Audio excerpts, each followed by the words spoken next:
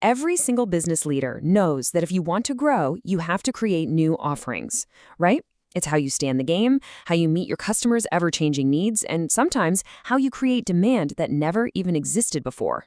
But here's the thing, while the rewards can be massive, the path to get there is, well, it's incredibly tough. And that's the hard truth we have to face right at the beginning. Despite all the best intentions, the brilliant teams, the significant investment, the vast majority of new products and services just don't make it. And that incredibly high failure rate is exactly why you need a system, a playbook, to help you navigate all that uncertainty and point your resources toward the projects that actually have a real shot at succeeding. So how do we do that? We're going to walk through a 5-part playbook. First, we'll get a handle on the innovation challenge itself. Then we'll introduce a powerful framework called StageGate to de-risk the process. After that, we'll get into the fun stuff. Where do those winning ideas even come from? Then, how do you turn that idea into something real? And finally, we'll wrap up with the 3 non-negotiable keys to success that every single offering has to have. All right, let's jump right in. Before we can even think about managing risk, we have to understand what we're really up against. You see, innovation isn't just one thing. It's a whole spectrum of things. So on one end of that spectrum, you've got your revolutionary offerings. These are the absolute game changers, right? The ones that come out of nowhere and completely disrupt an industry. Think Netflix or Uber. But then on the other end, you have the evolutionary offerings. These are those smaller, incremental improvements, the next iPhone model or a razor with one more blade. Both are really important for a business, but let's be honest, the risks just get dialed way up when you're trying to create something the world has never seen before. And all that risk, it really boils down to 2 fundamental types. First, you've got market risk. This is the big question. Will anyone actually buy this thing? It covers everything, from your customers, your competitors, to your own company's ability to pull it off. Then there's technological risk, and this is the can we actually build it question. Can we make it work reliably, on time, on budget? The crucial thing to get here is that these 2 are not separate. They're totally intertwined. A little technological delay can quickly blow up into a massive market risk as your competitors race past you.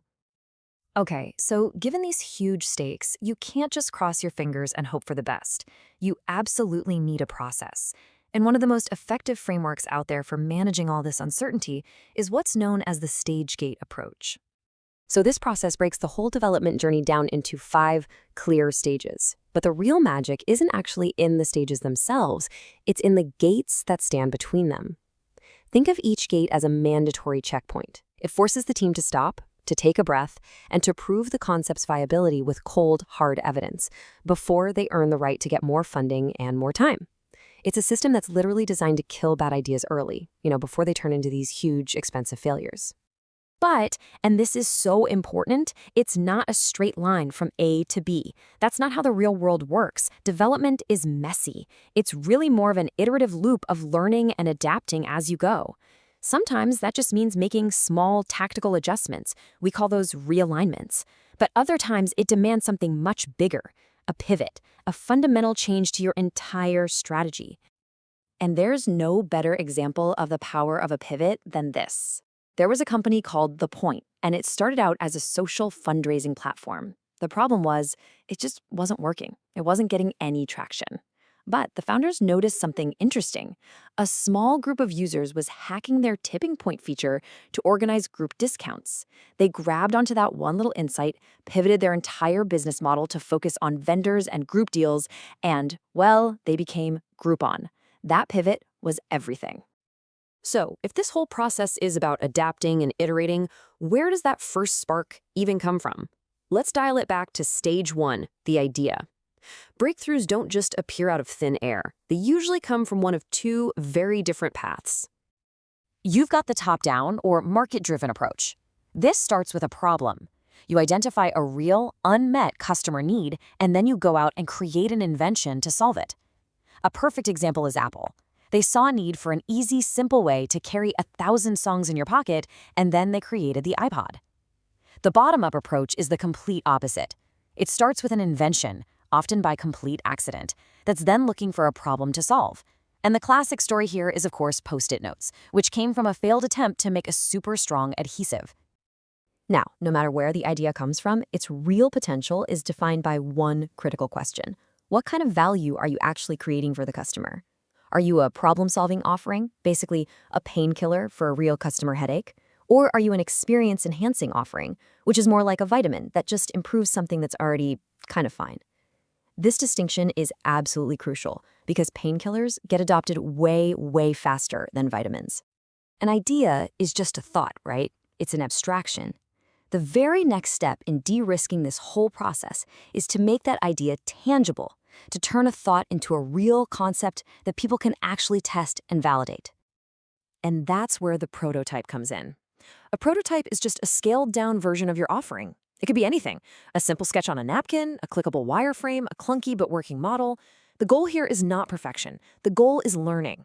A prototype lets you test your biggest assumptions with the smallest possible investment of time and money, so you can see how real customers react before you've sunk millions into development. The MIT Media Lab has this fantastic credo that just nails it: demo or die. You know, an idea has zero value sitting in a PowerPoint deck. Its worth is only unlocked when you give it some tangible form that people can actually react to, play with, and validate. And the rigor you have to bring to this process, it just can't be overstated. And if you really want to understand what that level of rigor looks like, just look at the story behind the Dyson Supersonic hairdryer. This wasn't a let's try this a couple of times situation. The team created over 600 distinct prototypes. And this wasn't some little side project. This massive effort involved the dedicated work of more than 100 engineers, all of them laser-focused on solving this one problem. And to finally validate the product, to prove that it worked under every possible condition you can imagine, they tested it on over 1,000 miles of human hair. That is the kind of commitment it takes to turn a concept into a truly market-defining offering. So all of this incredible work, the ideas, the pivots, the hundreds of prototypes, it all leads to this final and frankly most important gate: validating the business model itself. The success of any new offering, when you strip it all away, rests on three interconnected pillars. First, desirability. Do customers actually want this? Crystal Pepsi is the classic example. It failed because, despite all the hype, people just didn't want a clear cola. Second, feasibility. Can we actually build it? People dreamed of long-range electric cars for decades, but they just weren't feasible until battery technology finally caught up.